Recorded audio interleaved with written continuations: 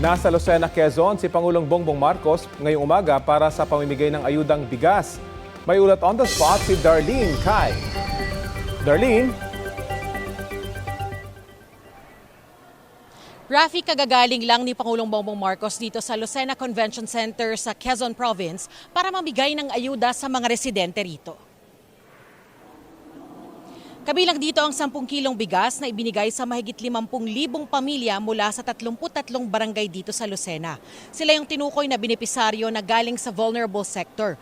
Unang bugso pa lang daw ito. Sa kanyang talumpati, sinabi ni Pangulong Ferdinand Marcos Jr. na pag-aaralan nilang palawigin pa ang programa at isama sa national budget sa susunod na taon kung makitaan ng magandang resulta.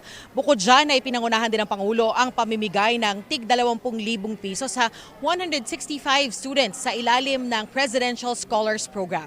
Ang mga nabanggit na pamamahagi ng bigas at financial assistance ay sa ilalim ng Local Government Support Fund ng Office of the President. Sabi ng Pangulo, ang bawat barangay raw na nabigyan ng tig 100,000 pesos ang magdedesisyon kung saang proyekto o programa nila gagamitin ang ibinigay na budget dahil sila ang mas nakakaalam sa pangangailangan ng kanilang komunidad. Namigay rin ng Pangulo ng Certificates of Entitlement para sa 264 na kawani ng lokal na pamahalaan ng Lucena sa ilalim ng Presidential Proclamation 436 kung saan ang kabuang 17.6 na ektarya sa landing barangay Ibabang Iam ay inilaan para sa urban poor at government employees.